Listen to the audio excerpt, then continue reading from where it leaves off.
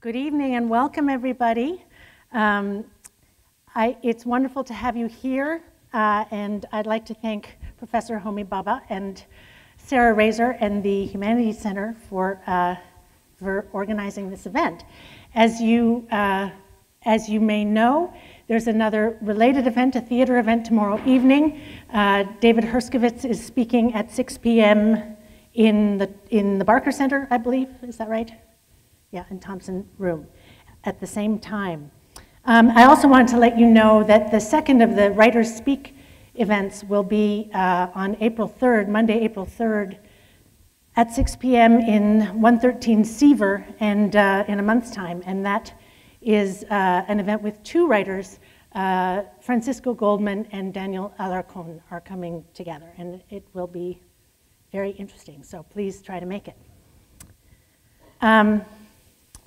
I know how great a pleasure it is for me to welcome Jennifer Egan, and I know too how great a pleasure it is for many of you here in the audience. A number of young writers have told me how important her work is to you, and although I am a few years older, I feel the same way. I first encountered Jenny's work when, soon after college, I was working in London as a freelance journalist and was asked to review Emerald City, Jenny's first book, a collection of powerful, distinct, and distinctly memorable short stories. This, of course, was back in the days of typewriters and copy takers, so I couldn't rustle up a copy of my review through quote room.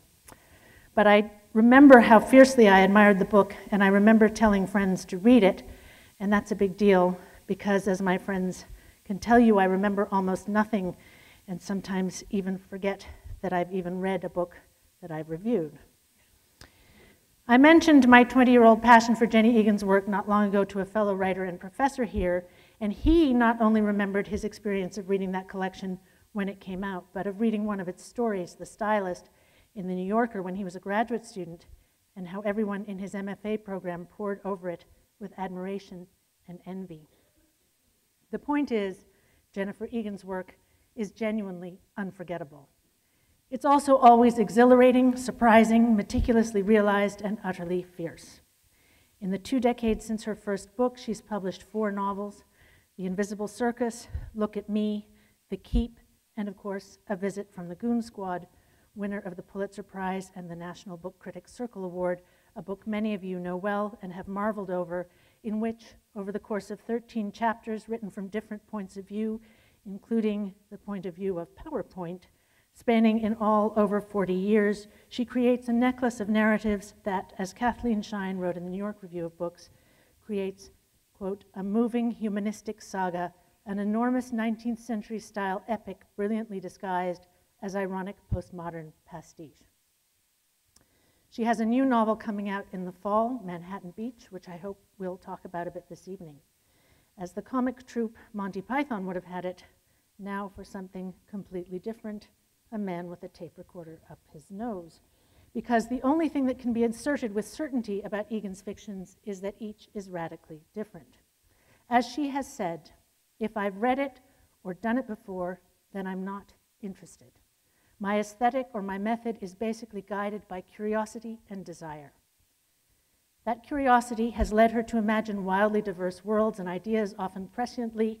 It has led her, too, to turn what my mother would have called her gimlet eye upon the contemporary.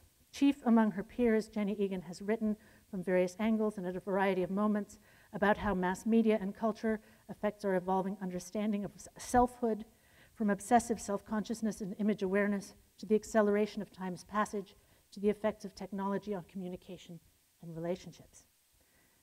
That makes her work sound intellectual and potentially daunting, but of course the joy of Egan's fiction is her marriage of intellectual and human inquiry with what one reviewer calls the pleasures of narrative. The writer Heidi Julavits put it this way, in words I wouldn't myself have been able to come up with, but they're good. Egan is a super-thinky writer in quasi-disguise, a writer who alchemizes big ideas into works of emotional intensity and architectural intricacy, the result being sneaky books you can recommend to those friends and relatives who demand recognizable characters and thumping storylines, but whom you hope might find tantalizing beneath these vibrant entertainments, the buzzing circuitry of Egan's mighty brain. A good number of contemporary literary writers write compellingly. A perhaps smaller number are intellectually thrilling in the bargain. Almost none combine these attributes with a great sense of humor, abundant curiosity, formal daring, generosity of spirit, and wisdom. Oh, and the prose, my friends, the prose. There is nothing, it seems, beyond this writer's reach. How fortunate we are to have her with us this evening. Welcome, Jennifer Egan. Thank you. Oh my God. Well, I have to say, no one could ask for more than that. Thank you for that absolutely beautiful introduction. Not sure I've earned it, but I certainly enjoyed it. Especially coming from a writer whose work I have been reading for many, many years. And it's strange that our paths haven't really crossed at all. But this is really a delight. I'm thrilled to be here. Thank you for coming. Thank you, Homie, for inviting me. And I thought I would read, as Claire mentioned, I have a new book coming out, but I'm moved to return to Goon Squad for maybe the last time, actually.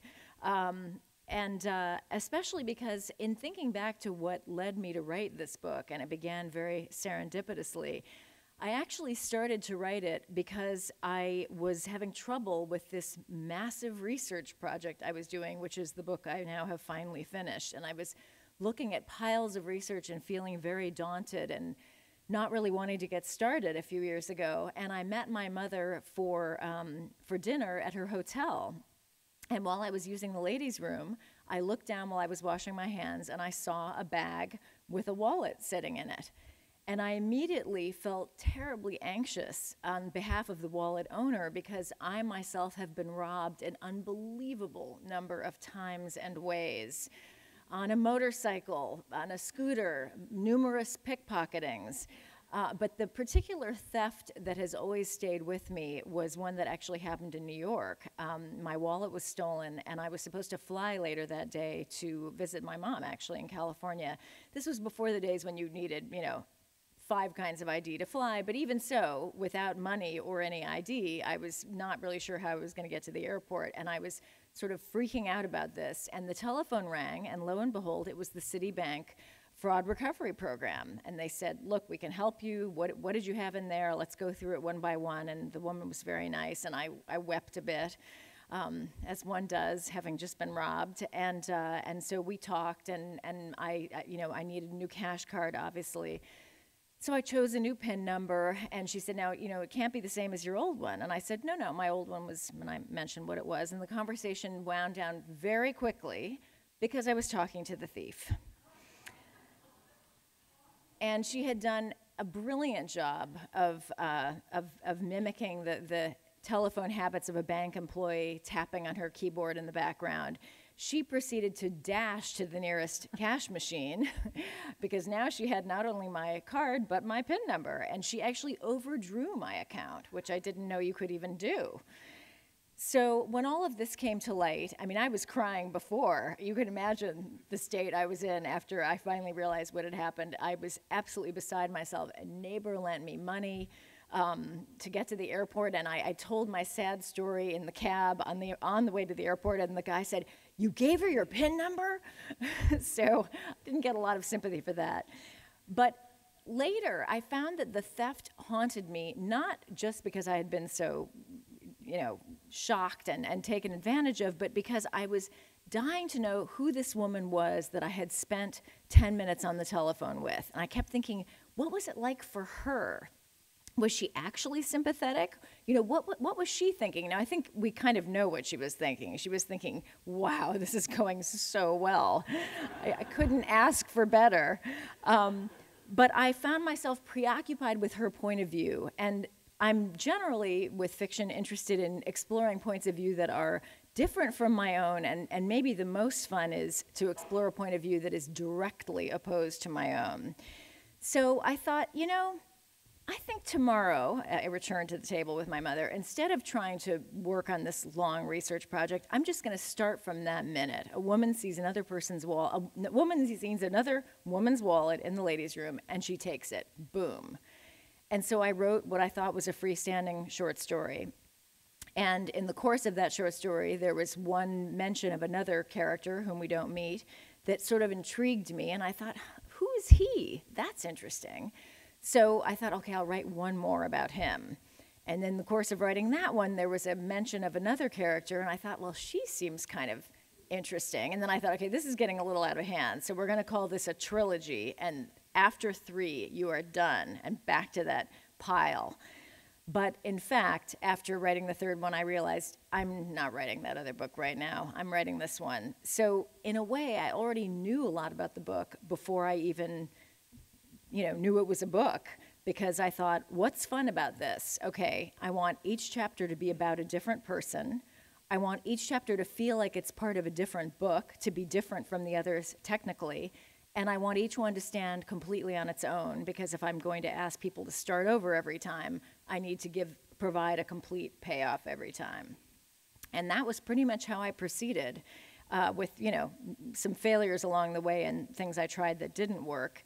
And that was how the book got written. So I'm going to read that first chapter, which I started the next morning after seeing the wallet. Found objects. It began the usual way in the bathroom of the L'Ossimo Hotel. Sasha was adjusting her yellow eyeshadow in the mirror when she noticed a bag on the floor beside the sink that must have belonged to the woman whose peeing she could faintly hear through the vault-like door of a toilet stall. Inside the rim of the bag, barely visible, was a wallet made of pale green leather. It was easy for Sasha to recognize, looking back, that the peeing woman's blind trust had provoked her. We live in a city where people will steal the hair off your head if you give them half a chance, but you leave your stuff lying in plain sight and expect it to be waiting for you when you come back? It made her want to teach the woman a lesson. But this wish only camouflaged the deeper feeling Sasha always had, that fat, tender wallet offering itself to her hand. It seemed so dull, so life as usual, to just leave it there rather than seize the moment, accept the challenge, take the leap, fly the coop, throw caution to the wind, live dangerously. I get it, Kaz, her therapist said. And take the fucking thing. You mean steal it. He was trying to get Sasha to use that word, which was harder to avoid in the case of a wallet than with a lot of the things she'd lifted over the past year when her condition, as Kaz referred to it, had begun to accelerate. 5 sets of keys, 14 pairs of sunglasses, a child's striped scarf, binoculars, a cheese grater, a pocket knife, 28 bars of soap, and 85 pens, ranging from cheap ballpoints she'd used to sign debit card slips to the aubergine Visconti that cost $260 online, which she'd lifted from her former boss's lawyer during a contracts meeting. Sasha no longer took anything from stores. Their cold, inert goods didn't tempt her, only from people. Okay, she said, steal it. Sasha and Kaz had dubbed that feeling she got the personal challenge, as in taking the wallet was a way for Sasha to assert her toughness, her individuality. What they needed to do was switch things around in her head so that the challenge became not taking the wallet, but leaving it. That would be the cure, although Kaz never used words like cure. He wore funky sweaters and let her call him Kaz, but he was old school inscrutable, to the point where Sasha couldn't tell if he was gay or straight, if he'd written famous books, or if, as she sometimes suspected, he was one of those escaped cons who impersonate surgeons and wind up leaving their operating tools inside people's skulls. Of course, these questions could have been resolved on Google in less than a minute, but they were useful questions, according to Kaz, and so far, Sasha had resisted. The couch where she lay in his office was blue leather and very soft. Kaz liked the couch, he'd told her, because it relieved them both of the burden of eye contact. You don't like eye contact? Sasha had asked. It seemed like a weird thing for a therapist to admit. I find it tiring, he'd said. This way we can both look where we want. Where will you look? He smiled. You can see my options. Where do you usually look when people are on the couch?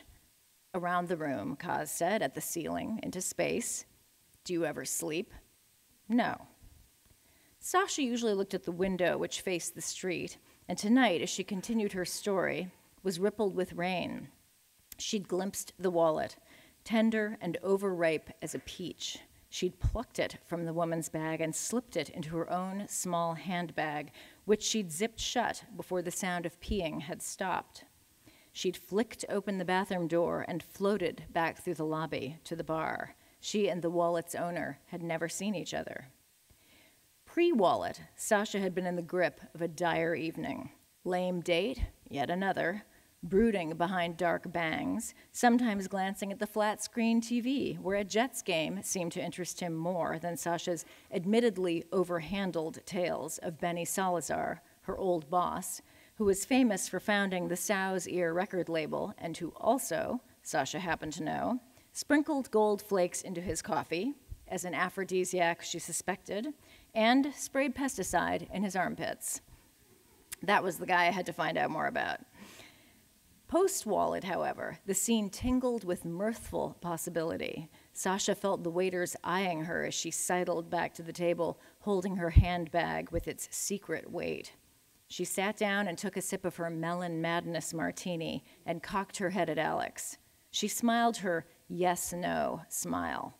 Hello, she said. The yes-no smile was amazingly effective. You're happy, Alex said. I'm always happy, Sasha said. Sometimes I just forget. Alex had paid the bill while she was in the bathroom, clear proof that he'd been on the verge of aborting their date. Now he studied her. You feel like going somewhere else? They stood. Alex wore black cords and a white button-up shirt. He was a legal secretary. On email, he'd been fanciful, almost goofy, but in person, he seemed simultaneously anxious and bored. She could tell that he was in excellent shape, not from going to the gym, but from being young enough that his body was still imprinted with whatever sports he'd played in high school and college. Sasha, who was 35, had passed that point. Still, not even Kaz knew her real age. The closest anyone had come to guessing it was 31, and most put her in her 20s. She worked out daily and avoided the sun.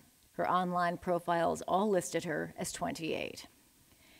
As she followed Alex from the bar, she couldn't resist unzipping her purse and touching the fat green wallet, just for a second, for the contraction it made her feel around her heart. You're aware of how the theft makes you feel, Kaz said, to the point where you remind yourself of it to improve your mood. But do you think about how it makes the other person feel? Sasha tipped back her head to look at him. She made a point of doing this now and then, just to remind Kaz that she wasn't an idiot. She knew the question had a right answer. She and Kaz were collaborators, writing a story whose end had already been determined. She would get well. She would stop stealing from people and start caring again about the things that had once guided her. Music, the network of friends she'd made when she first came to New York, a set of goals she'd scrawled on a big sheet of newsprint and taped to the walls of her early apartments. Find a band to manage. Understand the news. Study Japanese. Practice the harp. I don't think about the people, Sasha said. But it isn't that you lack empathy, Kaz said. We know that because of the plumber. Sasha sighed. She'd told Kaz the plumber story about a month ago, and he'd found a way to bring it up at almost every session since. The plumber was an old man sent by Sasha's landlord to investigate a leak in the apartment below hers. He'd appeared in Sasha's doorway, tufts of gray on his head, and within a minute, boom, he'd hit the floor and crawled under her bathtub like an animal fumbling its way into a familiar hole.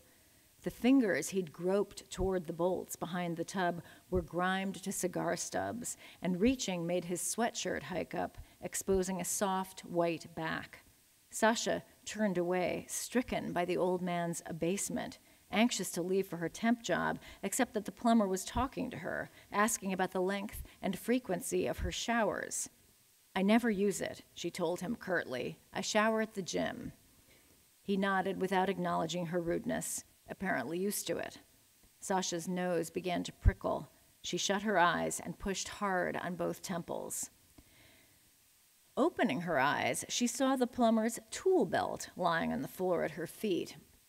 It had a beautiful screwdriver in it, the orange translucent handle gleaming like a lollipop in its worn leather loop, the silvery shaft sculpted, sparkling. Sasha felt herself contract around the object in a single yawn of appetite. She needed to hold the screwdriver just for a minute. She bent her knees and plucked it noiselessly from the belt. Not a bangle jangled. Her bony hands were spastic at most things, but she was good at this, made for it, she often thought, in the first drifty moments after lifting something. And once the screwdriver was in her hand, she felt instant relief from the pain of having an old, soft-backed man snuffling under her tub, and then something more than relief, a blessed indifference, as if the very idea of feeling pain over such a thing were baffling. And what about after he'd gone, Kaz had asked when Sasha told him the story. How did the screwdriver look to you then? There was a pause. Normal, she said. Really? Not special anymore? Like any screwdriver. Sasha had heard Kaz shift behind her and felt something happen in the room. The screwdriver, which she'd placed on the table, recently supplemented with a second table, where she kept the things she lifted and which she'd barely looked at since, seemed to hang in the air of Kaz's office. It floated between them, a symbol. And how did you feel, Kaz asked quietly, about having taken it from the plumber you pitied? How did she feel? How did she feel?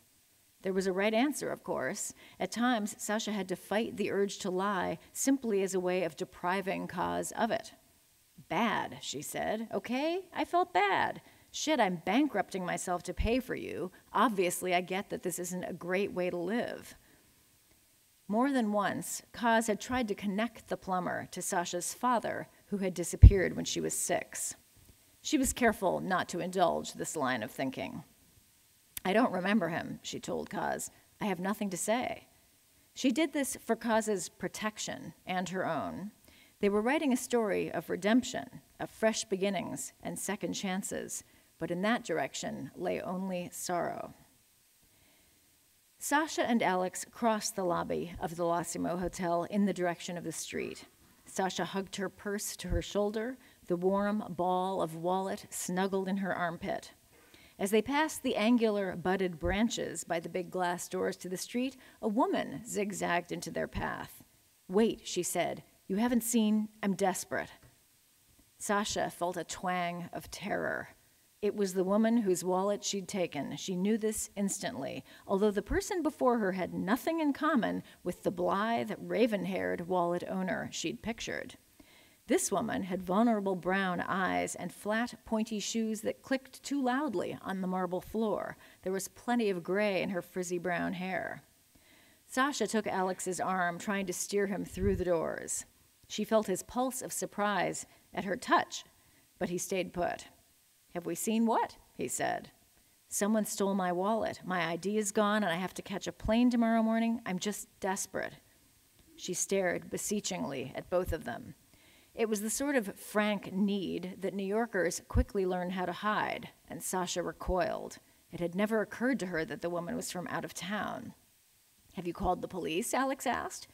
The concierge said he would call, but I'm also wondering, could it have fallen out somewhere?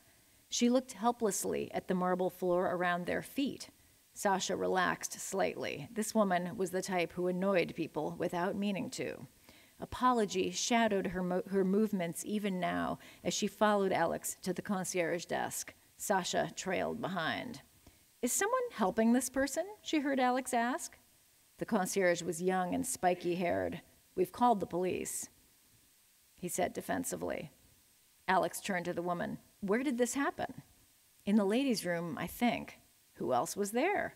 No one. It was empty? There might have been someone, but I didn't see her. Alex swung around to Sasha. You were just in the bathroom, he said. Did you see anyone? No, she managed to say. She had Xanax in her purse, but she couldn't open her purse. Even with it zipped, she feared that the wallet would blurt into view in some way that she couldn't control, unleashing a cascade of horrors: arrest, shame, poverty, death. Alex turned to the concierge. "How come I'm asking these questions instead of you?" he said. "Someone just got robbed in your hotel. Don't you have, like, security?" The words robbed and security managed to pierce the soothing backbeat that pumped through not just the L'Ossimo, but every hotel like it in New York City. There was a mild ripple of interest from the lobby. "I've called security," the concierge said, adjusting his neck. "I'll call them again." Sasha glanced at Alex. He was angry, and the anger made him recognizable in a way that an hour of aimless chatter, mostly hers, it was true, had not. He was new to New York. He came from someplace smaller. He had a thing or two to prove about how people should treat one another. 2 security guys showed up, the same on TV and in life, beefy guys whose scrupulous politeness was somehow linked to their willingness to crack skulls.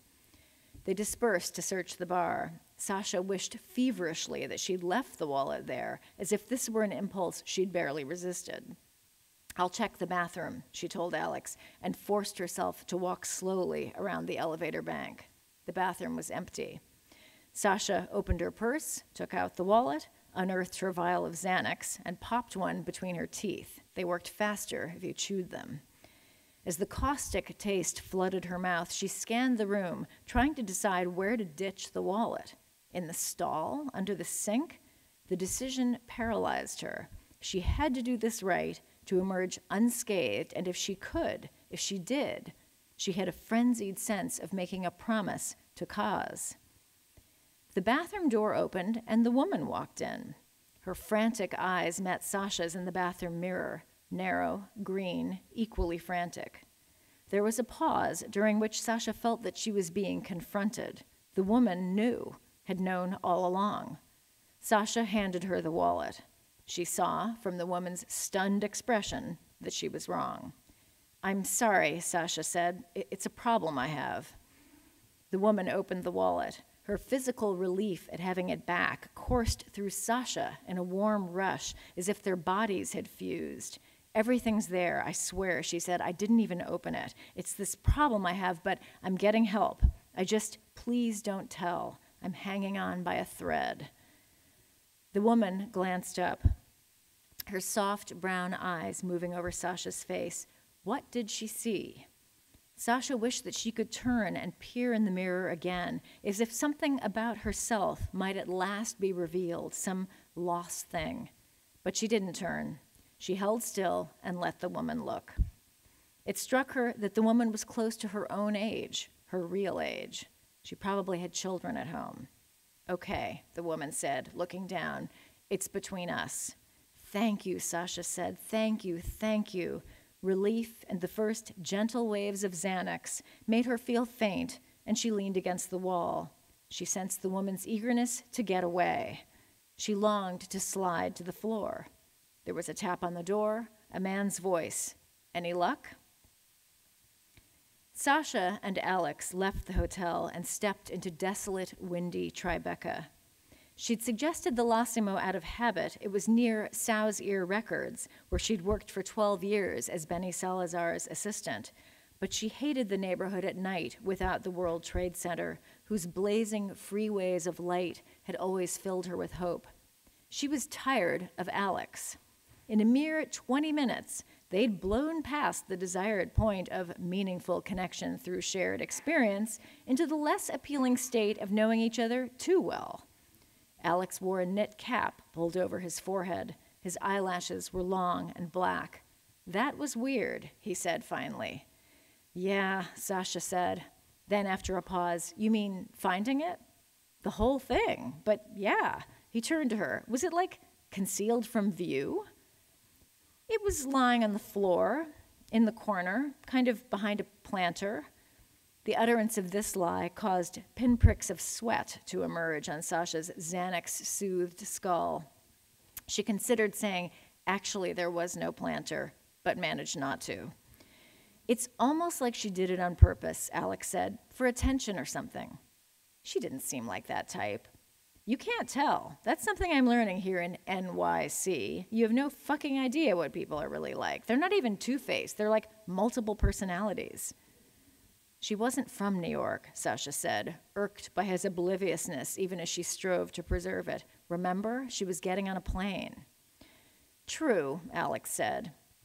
He paused and cocked his head, regarding Sasha across the ill-lit sidewalk. But you know what I'm talking about? That thing about people? I do know, she said carefully, but I think you get used to it. I'd rather just go somewhere else. It took Sasha a moment to understand. There is nowhere else, she said. Alex turned to her, startled. Then he grinned. Sasha grinned back, not the yes-no smile, but related. That's ridiculous, Alex said. They took a cab and climbed the 4 flights to Sasha's Lower East Side walk-up.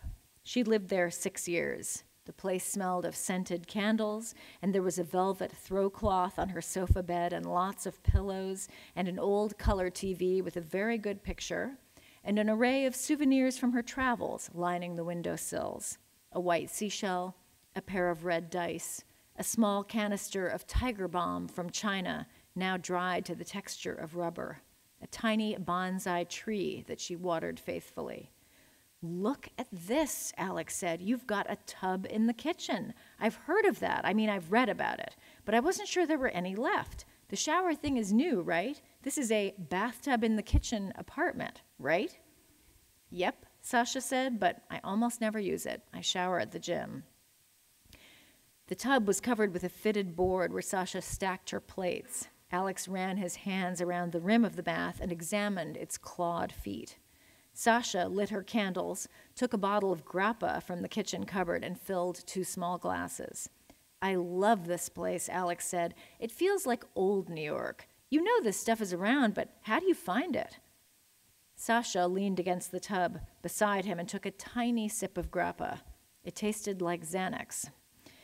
She was trying to remember Alex's age on his profile. 28, she thought, but he seemed younger than that, maybe a lot younger. She saw her apartment as he must see it, a bit of local color that would fade almost instantly into the tumble of adventures that everyone has on first coming to New York. It jarred Sasha to think of herself as a glint in the hazy memories that Alex would struggle to organize a year or 2 from now. Where was that place with the bathtub? Who was that girl? He left the tub to explore the apartment. To one side of the kitchen was Sasha's bedroom. On the other side, facing the street, was her living room den office, which contained 2 upholstered chairs and the desk she reserved for projects outside of work, publicity for bands she believed in, short reviews for Vibe and Spin, although these had fallen off sharply in recent years. In fact, the whole apartment, which 6 years ago had seemed like a way station to some better place, had ended up solidifying around Sasha, gathering mass and weight, until she felt both mired in it and lucky to have it, as if she not only couldn't move on, but didn't want to. Alex leaned over to peer at the tiny collection on her windowsills.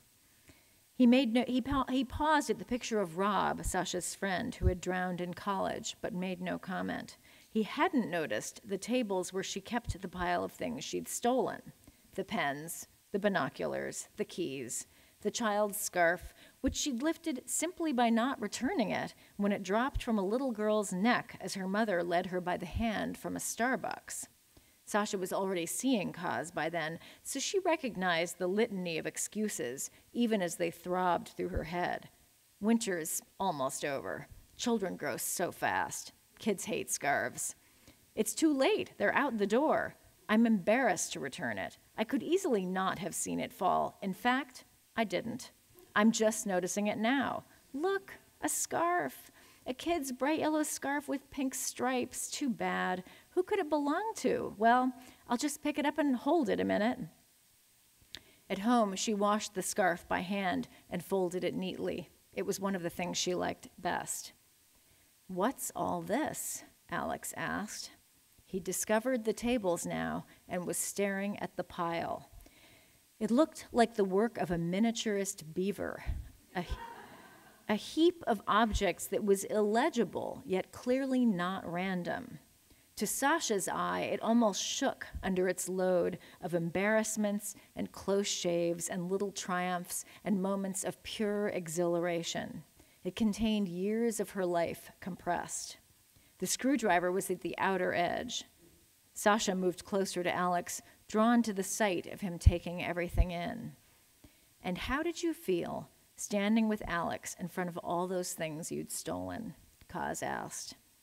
Sasha turned her face into the blue couch because her cheeks were heating up, and she hated that. She didn't want to explain to Kaz the mix of feelings she'd had standing there with Alex. The pride she took in these objects, a tenderness that was only heightened by the shame of their acquisition. She'd risked everything, and here was the result, the raw, warped core of her life.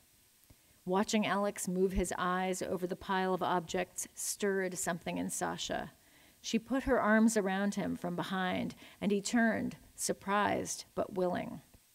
She kissed him full on the mouth, then undid his zipper and kicked off her boots. Alex tried to lead her toward the other room, where they could lie down on the sofa bed, but Sasha dropped to her knees beside the tables and pulled him down, the Persian carpet prickling her back, street light falling through the window onto his hungry, hopeful face, his bare white thighs. Afterward, they lay on the rug for a long time. The candle started to sputter. Sasha saw the prickly shape of the bonsai silhouetted against the window near her head. All her excitement had seeped away, leaving behind a terrible sadness, an emptiness that felt violent, as if she'd been gouged. She tottered to her feet, hoping Alex would leave soon. He still had his shirt on. "You know what I feel like doing?" he said, standing up. "Taking a bath in that tub." "You can," Sasha said dully. "It works. The plumber was just here." She pulled up her jeans and collapsed onto a chair. Alex went to the tub, carefully removed the plates from the wood cover, and lifted it off. Water gushed from the faucet. Its force had always startled Sasha the few times she'd used it. Alex's black pants were crumpled on the floor at Sasha's feet. The square of his wallet had worn away the corduroy from one of the back pockets, as if he often wore these pants, and always with the wallet in that place. Sasha glanced over at him. Steam rose from the tub as he dipped in a hand to test the water. Then he came back to the pile of objects and leaned close, as if looking for something specific. Sasha watched him, hoping for a tremor of the excitement she'd felt before, but it was gone. "Can I put some of these in?" He was holding up a packet of bath salts Sasha had taken from her best friend Lizzie a couple of years ago before they'd stopped speaking. The salts were still in their polka dot wrapping. They'd been deep in the middle of the pile, which had collapsed a little from the extraction. How had Alex even seen them? Sasha hesitated. She and Kaz had talked at length about why she kept the stolen objects separate from the rest of her life, because using them would imply greed or self-interest, because leaving them untouched made it seem as if she might one day give them back, because piling them in a heap kept their power from leaking away. "I guess," she said, "I guess you can." She was aware of having made a move in the story she and Kaz were writing, taken a symbolic step, but toward the happy ending or away from it. She felt Alex's hand on the back of her head, stroking her hair. "You like it hot?" he asked, "or medium?" "Hot," she said. "Really, really hot." "Me too." He went back to the tub and fiddled with the knobs and shook in some of the salts, and the room instantly filled with a steamy, plant-like odor that was deeply familiar to Sasha, the smell of Lizzie's bathroom from the days when Sasha used to shower there after she and Lizzie went running together in Central Park. "Where are your towels?" Alex called. She kept them folded in a basket in the bathroom. Alex went to get them, then shut the bathroom door. Sasha heard him starting to pee. She knelt on the floor and slipped his wallet from his pants pocket and opened it, her heart firing with a sudden pressure. It was a plain black wallet, worn to gray along the edges. Rapidly, she flicked through its contents, a debit card, a work ID, a gym card. In a side pocket, a faded picture of 2 boys and a girl in braces squinting on a beach, a sports team in yellow uniforms, heads so small she couldn't even tell if one of them belonged to Alex. From among these dog-eared photos, a scrap of binder paper dropped into Sasha's lap. It looked very old, the edges torn, the pale blue lines rubbed almost away. Sasha unfolded it and saw written in blunt pencil, "I believe in you." She froze, staring at the words. They seemed to tunnel toward her from their meager scrap, bringing a flush of embarrassment for Alex, who'd kept this disintegrating tribute in his disintegrating wallet, and then shame at herself for having looked at it. She was faintly aware of the sink taps being turned on and of the need to move quickly. Hastily, mechanically, she reassembled the wallet, keeping the slip of paper in her hand. "I'm just going to hold this," she was aware of telling herself as she tucked the wallet back into Alex's pocket. "I'll put it back later. He probably doesn't remember it's in there. I'll actually be doing him a favor by getting it out of the way before someone finds it. I'll say, 'Hey, I noticed this on the rug. Is it yours?' And he'll say, 'That? I've never seen it before. It must be yours, Sasha.' And maybe that's true. Maybe someone gave it to me years ago, and I forgot." "And did you put it back?" Kaz asked. "I didn't have a chance. He came out of the bathroom." "And what about later, after the bath, or the next time you saw him?" "After the bath, he put on his pants and left. I haven't talked to him since." There was a pause, during which Sasha was keenly aware of Kaz behind her, waiting. She wanted badly to please him, to say something like, "It was a turning point. Everything feels different now," or "I called Lizzie, and we made up finally," or "I've picked up the harp again," or just, "I'm changing, I'm changing, I'm changing. I've changed." Redemption, transformation, God, how she wanted those things, every day, every minute. Didn't everyone? "Please," she told Kaz, "don't ask me how I feel." "All right," he said quietly. They sat in silence, the longest silence that had ever passed between them. Sasha looked at the window pane, rinsed continually with rain, smearing lights in the falling dark. She lay with her body tensed, claiming the couch, her spot in this room, her view of the window and the walls, the faint hum that was always there when she listened, and these minutes of Kaz's time, another, then one more. Thank you.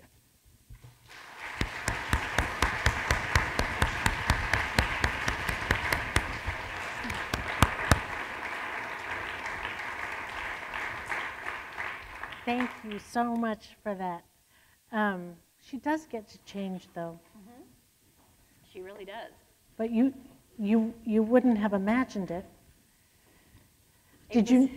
Well, it was the last thing to happen, actually, in that book was to find a way to render that change. Because I couldn't, having decided that I would only write one chapter about each person, I was finding it very difficult to get a view of Sasha at a later point. And so I actually tried to break my rule and write about her again. Because I thought, well, rules, you have to break a rule if you make a rule. But in fact, I couldn't seem to break it and do it. I couldn't make anything happen when I would try to write from her point of view. It just was dead. I couldn't do that again. So I actually sold the book without any, I mean, we have a glimpse of her future. We know that she ends up married and has children, but I couldn't find a way to render it. And then after I saw, and I also desperately wanted to write in PowerPoint for other reasons. And after I sold the book, I sort of had an idea of how I could do both of those things at once. So that real sort of jump into her life in the future happened very late. Wow. So interesting. So interesting. There are many things, I'm shrieking apparently. Many things to pick up on in that. And one of them is this, you've said various times about how intuitive your process is, rather than, and I wanted to ask you about that because I feel the same way, and yet of course I teach creative writing, which is strangely counterintuitive if you feel that it's really intuitive. And you, it allies to something that you've said elsewhere, which is that in the beginning you felt you needed to, when you were starting out as a young writer, you felt you needed to, you worried that people wouldn't understand what you were trying to say and felt you needed to sort of drive the point home. Drive the point home. And I wondered how that related to this balance of intuition and willful direction in your work. Well, I think I mean, I have many answers to that. Just to address the teaching issue, though, you know, to me, the fact that it's intuitive doesn't mean it can't be taught, because, I mean, there are two things a teacher can do that are so helpful, and I've had teachers help me with those things. One is just how to access your own unconscious, which can be tricky. You know, it's different for everyone. And sort of how to honor the good things that come from it. And then the second thing is just how to edit, how to turn a mess, which is what I always start out with, into something that is potentially interesting. I mean, that's where it all happens for me. You know, what I write initially is just god-awful, frankly, because it's so intuitive. I mean, really. I doubt it. Well, I'll give you an example. The first line of this book, in that short story, when I wrote the first draft, was, "She knew it was wrong." I mean, come on. That's not very good. So, you know, I have to kind of start with it in cliched and kind of obvious terms sometimes, and then I move away from that. You know, sometimes the meaning is kind of, it's almost like I'm trying to telegraph it to myself. Or maybe I just knew that that sentence was wrong and it was just an absolute comment on its own worth. I don't know. In terms of the other part of your question, which is how to balance intuition with craft, and what was the other part of it? Well, that need to balance also having something to say or feeling that you're trying to convey something with a trust in the reader or in the openness of the process, rather than feeling you need to start precisely by saying she knew it was wrong. I think that I think that's the one thing that may really have changed about my priorities as a writer. I now feel like the most important thing is actually mystery.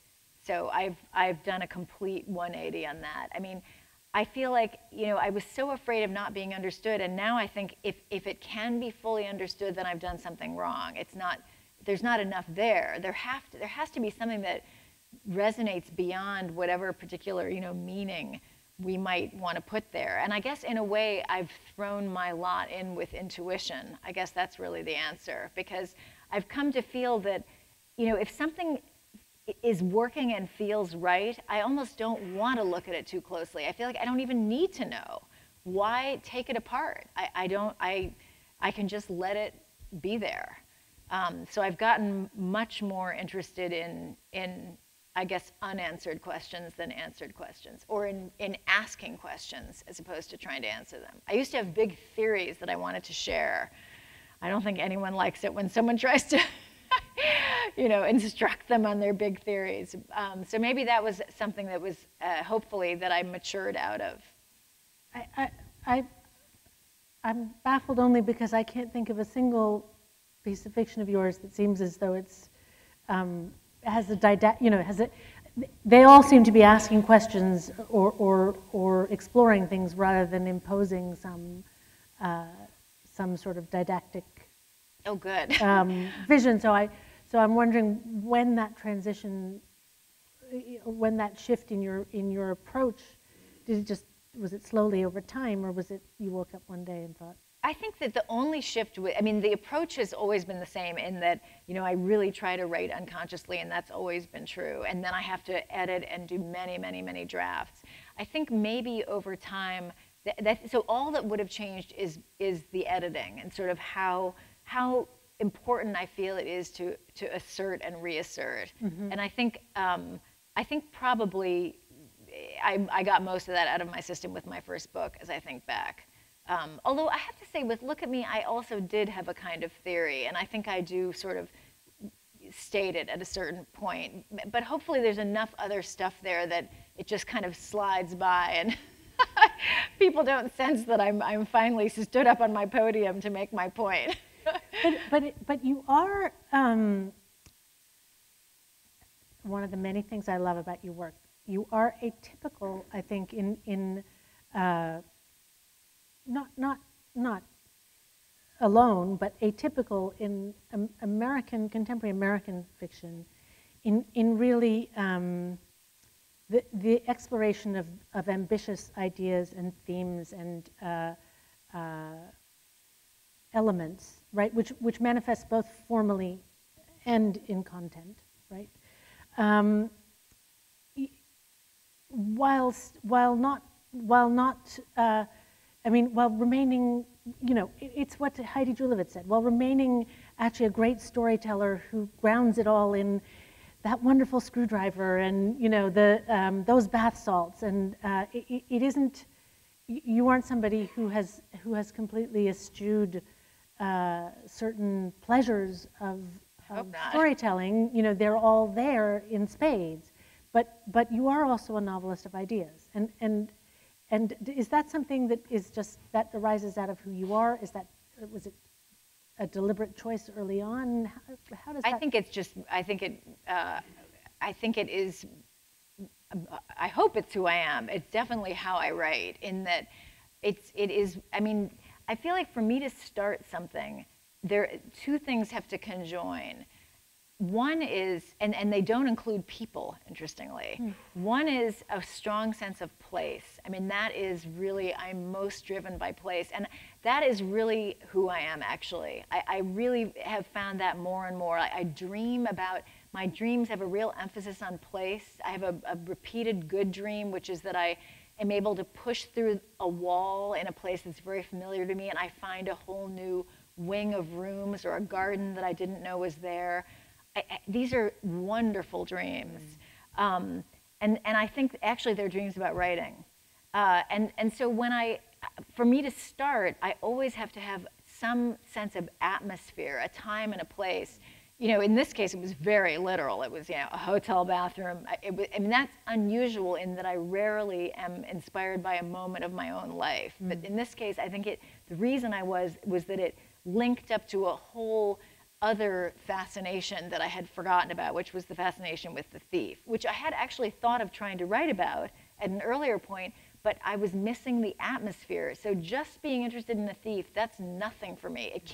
Nothing happens. It has to await some sort of conjunction with this other stuff. The other thing that has to be there is some, or often more than one, fairly abstract idea or question, or more questions. So some questions that I think this material linked up with, and obviously I didn't even know I was writing a book at first. One was, I'd been reading Proust, rereading. I had read some Proust as a younger person and not been that enchanted with it. But then in a book group, my husband and I read all of Proust, and we read In Search of Lost Time. I think it took us 6 years. And we actually gave birth to, I believe, 5 children among us in the group. So we lived it. We sort of had our own Proustian, life unfolding as we were reading the book. And I found myself thinking how, I would like to write a book about time. I think it's the perfect subject because it's the ingredient that actually makes the novel form possible. In a way, every book is a book about time passing, even if it's an instant. And so I thought how pure and kind of wonderful to actually make time your subject. And the way Proust does it is in this sort of real-time way. It's there's this tremendous sense of like the momentary way that time, of instants passing and then years passing. And he really writes about aging in this amazing way. So I thought, okay, how could you do it but not in this real-time way? Because first of all, he already did it. And second of all, I don't know if I can. So I had been kind of thinking about that. And then I had also been watching The Sopranos and loving that series. I don't actually watch much TV, but I found it so novelistic. I found myself thinking about the characters when I wasn't watching, and I kept thinking, what is so great about this? And I realized it was the serialized nature of it that I loved. It had so much in common with 19th century novels, you know, multiple plot lines, sometimes almost a loss of a sense of what the big story even was, because I would be so caught up in a particular season. The big arcs kind of disappeared at times and then reappeared. And so I think somehow these questions about writing about time and how to do it fused with the idea of serialization as a form. And all of that seemed like a way to move, and then all of that sort of came to mind when I found that I was writing a book in these pieces. And I thought, okay, this is a book about time. I had also really wanted to write about the music industry. I'd had a lot of failed attempts to do that as a journalist. I just couldn't get a story, or the story would disappear. So I had a kind of yen to do that. And so there was a fusion, and that's kind of how it usually works.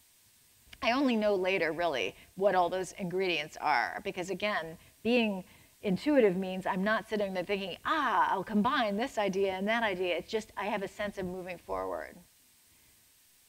Did you know, for example, that you would go into the future in that?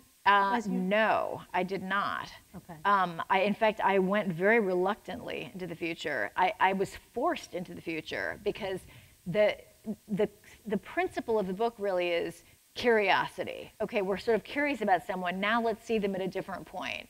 So I thought, according to those rules, I have to see who Alex becomes when he grows up. You know, he's clearly very young, younger than he told her, and they both said they were 28, but she's much older, he's obviously much younger. So he's sort of judgmental about New York, and sort of thinks he's better than this and wants to leave. So what's his future? Well, the only way to get there, because we know that it's, for various reasons, we know that it's around 2000 and, when is that first chapter? I guess 2006. Yes, it's 5 years after. I thought, okay, but so if he's like, I mean, if the oldest he could be is 23 or 24, how am I going to see him in his future and not go into the future? And I was so desperate not to do it that I toyed with the idea of moving the entire timeline of the book backward. But then you had the late 70s. Right, then I'm suddenly dealing with Elvis, right. I mean, I wanted punk rock, so I was sort of stuck. I mean, a lot of things that people think are good about this book came about because I had no choice. And that was one of them. So I thought, all right, here we go. And in fact, what made it possible once I had resigned myself to it was, again, a sense of atmosphere, a kind of a sense of the heat. I mean, I would never write that chapter the way I did now because it's been kind of superseded by reality. But the reality, oddly, that's another thing I wanted to ask you about. More than once, you have been prescient. You have foreseen some version of what's to come. It would look at me, and sort of the ordinary people thing, and then this, just the idea. I feel there probably are parrots. There probably are, plants in every crowd. Certainly the virtual office that is just her device, right? That we're there. Yeah. Well, I don't think I can really. I mean, I'm maybe 6 months ahead. I'm not sure that really counts as prescience, but I think if I'm imagining forward, I'm dealing with all the same things that we all know in a moment. Jane Smiley used a phrase that I absolutely loved when I heard her speak recently: the energy of logic.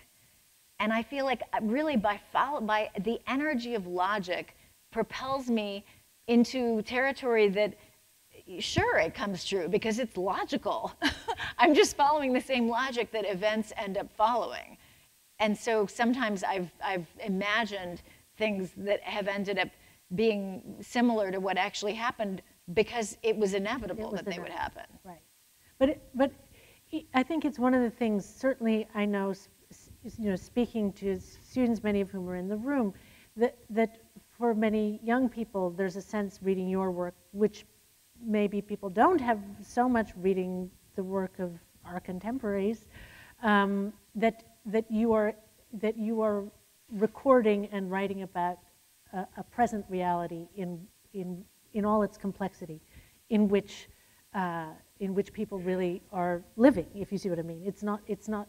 You don't shy away from these from technology on the one hand, but also these bigger ideas about, you know, what is this?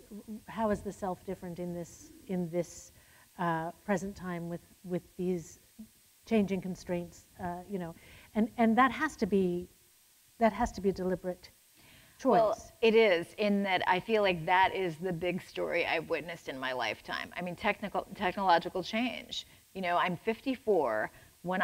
From the time I was born until I went to college, to my knowledge, in my daily life, there had been zero telecommunication development. 18 years, imagine that. Then the answering machine came along. And that actually was a huge change, because up until then, you know, the phone rang, and either it rang and rang and rang, or someone answered it, or you got a busy signal. Those were your options.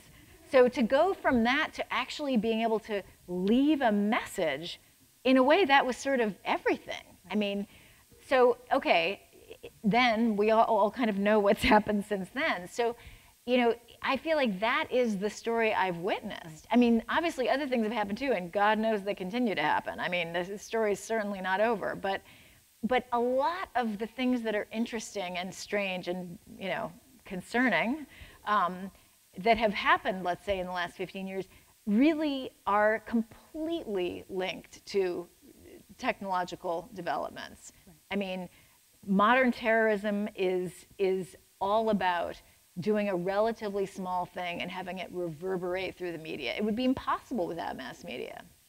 So that's one phenomenon.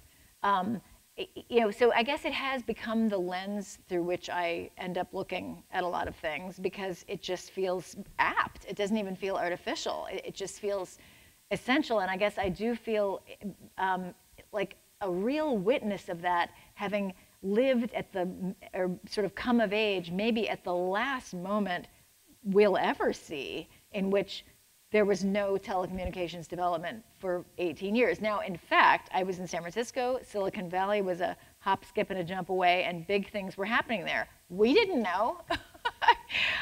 But I'm very interested in that, actually, in the way that was brewing, and its relationship to the 60s, which I was very aware of having sort of missed growing up in San Francisco in the 70s. So it was latent, but it was invisible.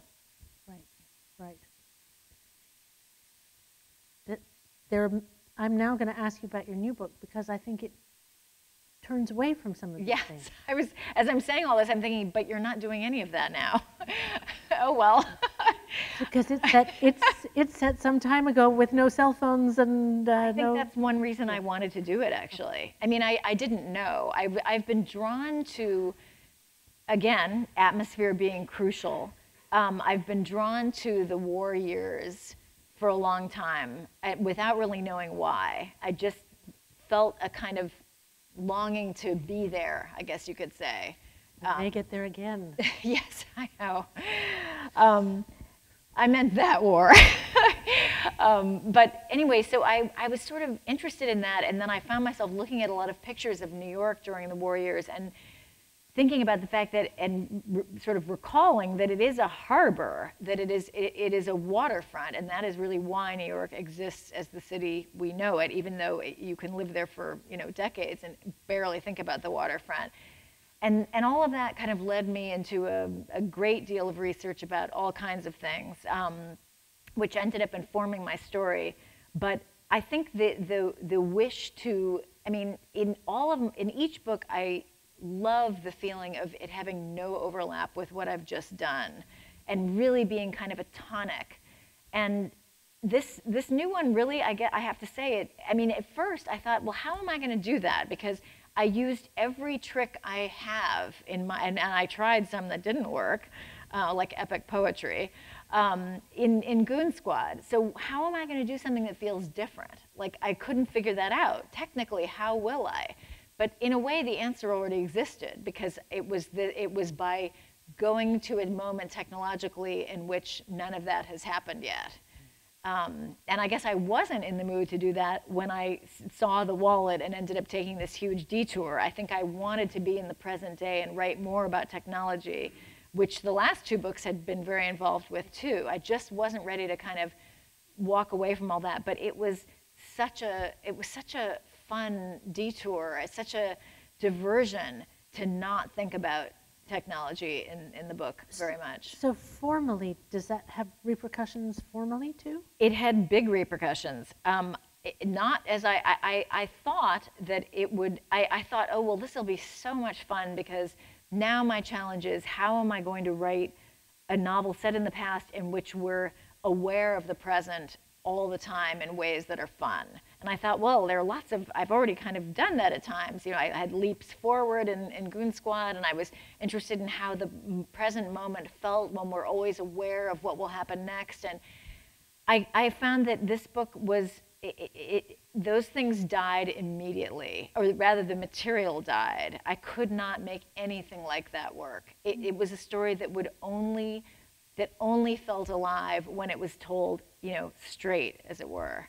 And so that really made me nervous because I thought, well, wait a minute, that's not really what I do. I mean, I haven't done that in ages. I thought I'd kind of outgrown it.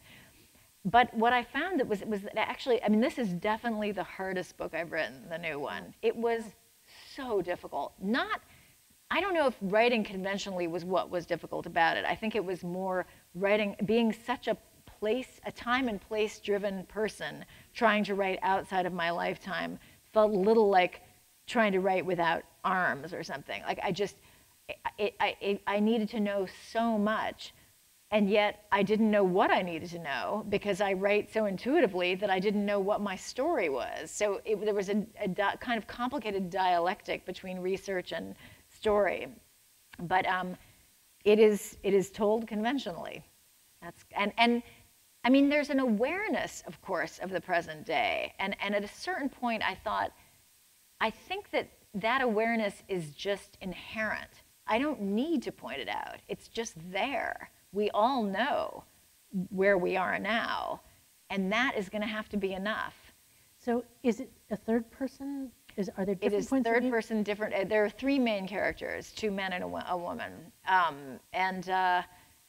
And it is all in the third person, yes. But told so that we have a sense, I mean, told in retrospect so that we have a sense of this present, or you mean the reader inherently knows about it? The reader inherently, there is no winking or acknowledging of you know, no collusion with the reader of, you know, going into the past. That was so disappointing when I tried to do it. It felt so annoying, frankly. I mean, I have a writing group, and when I would read sections in which that happened, they would riot with anger that I was doing that. They would say, why do you keep doing that? We hate it every time you do it. And I kept saying, but I feel like I have to find some way to incorporate the present. They were allergic to that. And I was allergic to it. I loathed it when I would read it aloud. So it all had to go. So interesting. You know, there's a phrase that Peter Carey uses about Oscar and Lucinda that I love, and he says that he thought of it as writing a science fiction of the past, and that in that way he sort of liberated himself from the sometimes onerous constraints of what was, or not being able always to fully know, you know, what words. They're sort of the opposite of Charles Fraser's Cold Mountain, where he, you know, used the vocabulary and the syntax and everything to sort of take a leap off the ground and say, I'm going to jump into it and make it up. Did you have some ultimately, I mean, as somebody who needs place, did you ultimately have some sense of doing that, of sort of making it a place from here, or Finally, you did? Yes. I think the reason it was so hard was that I felt like I couldn't, it took me a long time to feel comfortable enough that I could kind of do what I do in the material. Right. I felt sort of constrained. And it's not that people can't do, I mean, I just finished George Saunders' Lincoln in the Borough. I mean, it's so great. And I have to say, I thought, why didn't I do that? Which is nutty, because the idea, of course, never occurred to me. But it was just so free. I loved his freedom. somehow that is not what this book wanted to be. Right. But I did finally reach a point where I felt like I could make, I mean, it's crazy things happen. Don't get me wrong, but I did finally reach a point where I felt authoritative. And I have to say, I've never been more excited to get to that point because it was so hard won. It really felt then like a real escape and a thrill to work on. So that was really nice to finally get there. That's great. I want to ask you one more question, but I'm mindful that we're time-wise. Perhaps we should open it to the audience and see if the audience has questions, because I think time-wise. So I can ask you my question later. Is there anybody who would, Professor Bava? Thank you very much, both of you, for a really wonderful fireside chat. You talked about writing intuitively and the method that led you to follow. And then you talked about the energy of logic, about how things happen as they happen. So is the energy of logic part of the intuitive, unconscious drive? I think it is, because I think that's a good question. I think that for me, the energy of logic, I mean, which is not my phrase, but Jane Smiley's, is something that I'm trying to tap into a logic that is deeper than my own logic, which might be asking questions like, so what should happen next, or what makes sense? I find that the ideas I have consciously are not interesting on the whole. You know, and there are countless examples of that. I mean, where I think, oh, yeah, okay, I know. For example, I wanted to write in PowerPoint, so I thought, well, who would use PowerPoint? I know, a corporate person. Okay, that's a pretty obvious idea. I mean, it's reasonable, it's logical, you might say, but it was dead on arrival because the form is very corporate. So if you compound that with a sort of corporate story, it just begins to feel very cold. What finally worked better was something that I hadn't thought of for a long time, and in fact only thought of because of my desperation that I spoke of earlier to visit my character Sasha in her future, but not right from her point of view. And that led me to think about her children. And when I thought, wait, what if a kid is telling a story in PowerPoint? That gets rid of the corporate problem.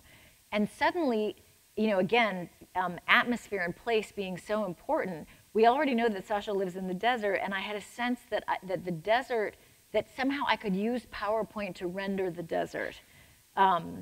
So, you know, maybe you know, the energy of logic is something different from my own attempts to be logical. I guess that's what I would say.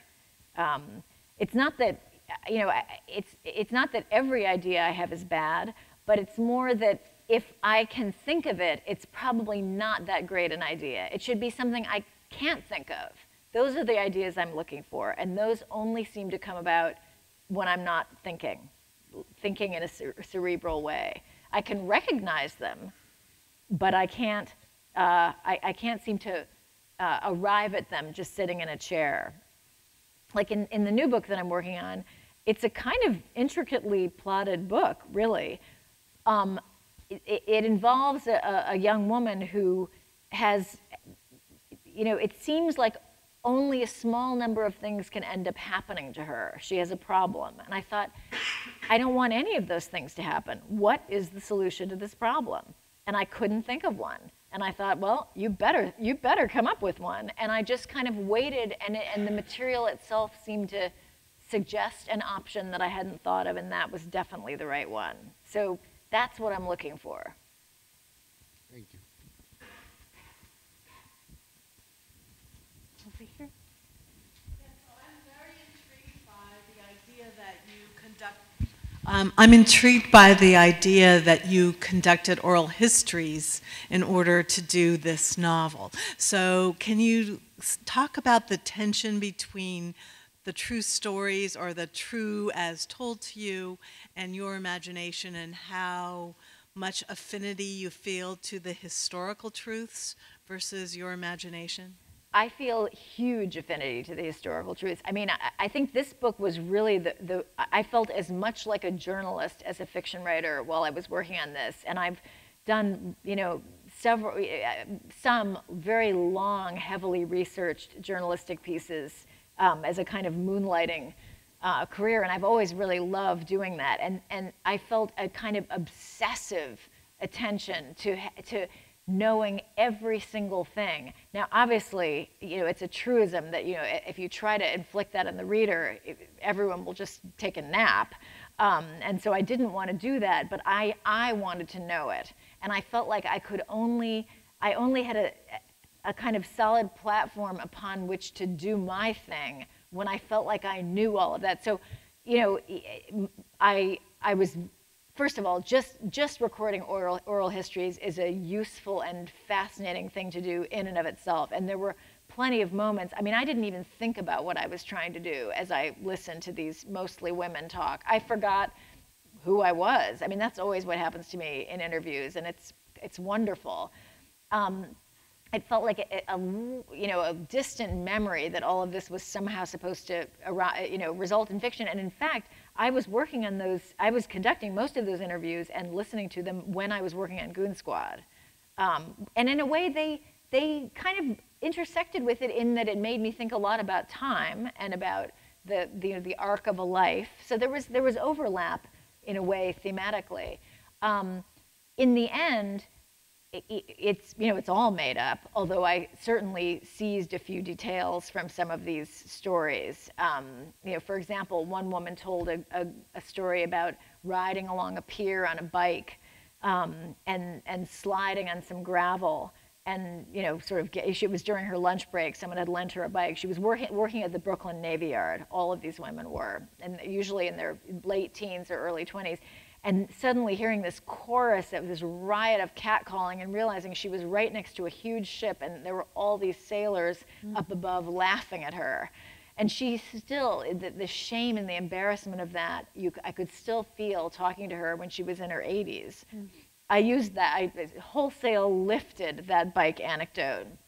And I obviously, you know, mentioned her in my acknowledgments. So there were cases like that, but you know, in the end, I wrote it the way I would anything, just making it up. So there was, I don't know if there was tension exactly. There were just a lot of different parts of researching this. There are also a lot of technical things like deep sea diving, and so I got very involved with, you know, divers now. Many of them were diving during the Vietnam War.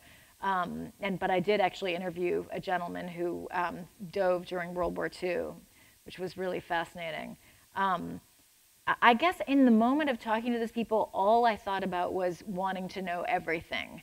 And I forgot about any greater project I was trying to do. And it was years, really, between those interviews and the writing of the book.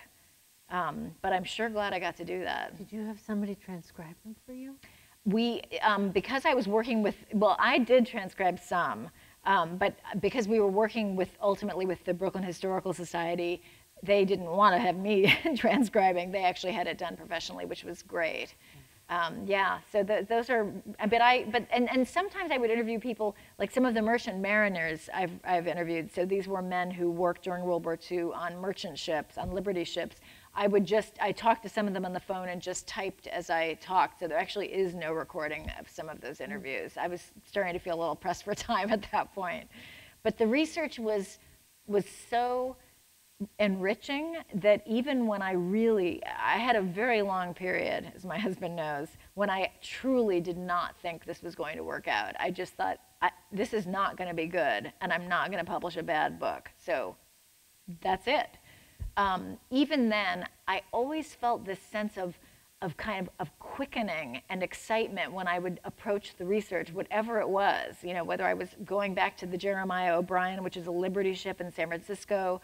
I could be incredibly down, or I mean, these picayune details, like at the National Archives, I poured with exaltation over hundreds of photos of like plumbing repairs at the Brooklyn Navy Yard, because I thought I learned things from every single photo. So then I would think, I couldn't be so fascinated by this if there were nothing to do, if I have nothing to do with all of it. Like, why is this interesting? And it really gave me hope as I worked. The level of obsession with these details seemed like a good sign. And in the end, I did feel like I was able to finally do my thing in the material. It just took a really long time. From start to finish, from the first? Well, first interviews, 2005. Okay. So 10 years more. Yeah. More, and thank goodness, because a lot of those ladies, right, you know, are either not as lucid or even not here. I mean, many people I've interviewed have passed away. You didn't have that much time. I mean, I'm aware of that. Say, you know, from the time of our youth till now, all the people who were interviewed in the 80s and 90s and are not living now. Yeah, and thank goodness there are some great oral histories, and they got started before I did. I mean, there was a particular woman who was very inspiring to me, a woman named Lucille Colkin, who wrote a bunch of letters back and forth to her husband, Alfred Colkin. They met working at the Brooklyn Navy Yard, and she was just a wonderful letter writer, full of, you know, excitement and joy. At one point, she kissed the paper, and it was so startling to see the impression of her lips, because it could have happened the day before. Every single line of her lips was so clear, and she would fantasize about how many children they would have when the war was over. And at a certain point, I thought, I have to know, where is this woman? What's she doing now? So I stood up and I Googled her, because there was a computer right there, and I went from her recounting a dream of having a son and wondering what her life would be, to reading her obituary within the span of 30 seconds. And it was one of the eeriest moments. Again, technology. I mean, it's strange to be able to know all of that within the span of a minute. Anyway, I wrote an essay about feeling like I became friends with this woman. It was called Reading Lucy, and was in a collection of essays about Brooklyn. And about 2 months later, I got an email, and the subject line was, "I am Lucy's daughter." And so these kinds of experiences are so amazing. Al was still alive. He was 90. We took him back to the Navy Yard, where he had not been since he had worked there, with both of his daughters. They had 2 daughters, and their families. It was a big caravan. We all went back to the Navy Yard, and we stood in Building 128, which was the machine shop where he had worked, which was this huge, cacophonous, giant space back then. And when we were there, it was just like a big empty wind tunnel. And standing with this 90-year-old gentleman and watching him have that moment was incredible. And he just passed away last year at 98. So amazing experiences. It really had nothing to do with the book in a certain way, and yet they all fed it. Oh, do we have time, or is it time to? I have time. We have time. We could have maybe one more question, and then, yes, ma'am. I wonder whether you could talk a little bit more about your writing group, because I was really intrigued to hear that you tested out some passages on them and then used their feedback to sort of, jig things around. I'm extremely reliant on my writing group. We are kind of motley bunch who have been together for a long time. Just a few of us. I mean, people sort of move, and but there's about like a core of about 5 or 6 people. I really feel like for me, it is so helpful to find out whether material feels alive. That's really the main thing I use them for. It's very hard for me to know that. I guess I should, but I sometimes really can't tell. So we only read aloud. There's no homework. There's no manuscript. You walk into the room, you read, and everyone has the experience at once. Often I know before I've finished reading, how it's going. I mean, there's nothing like the feeling of either the deadness of something really kind of sinking, as we all have that, or the excitement that you can feel people really reacting. Sometimes, and I'm often wrong, like I'll swagger in there and think, oh, they're gonna love this, and oh my God, the dead feeling comes, and I can barely even get through it. And then other times, I'm really afraid, and I can feel a kind of kinetic sense as I read. So it's also great in terms of being aware of the music of the language, the rhythms and the sounds. I mean, it was an oral tradition after all, and I think that dimension lives so much more fully when reading aloud without a text, without any visual. And then I also sometimes bring in things that they've even heard before that were so, problematic that I've made gigantic changes, and I want to kind of know how they've landed. Interestingly, I would say that with Manhattan Beach, it was less helpful to bring in material with this book than any other. And I'm not quite sure why that was. I mean, at the time I thought it was further. I mean, it just felt like it never really was that great in the writing group. Now, it may be that I will come to understand that, in a different way when this book is out in the world. But at a certain point, I felt like, for whatever reason, this is in parts. It's not lending itself as much as other things I have to being read in these small parts. I think some of the technical stuff felt a little bit alienating at times. But anyway, they also read, we read each other's whole books. So a number of them read this and again, were extremely helpful. So it's just, I really love having access to people who I know are on my side, but who will be honest with me. And I think we all share a wish to know as much what is working as what is not. I find that so useful. I mean, it's, that becomes the blueprint for fixing whatever's not working. So it's just tremendously helpful. And I don't know what I'd do without them. Maybe that we'll stop there. We'll stop. Thank you all. Thank you so much.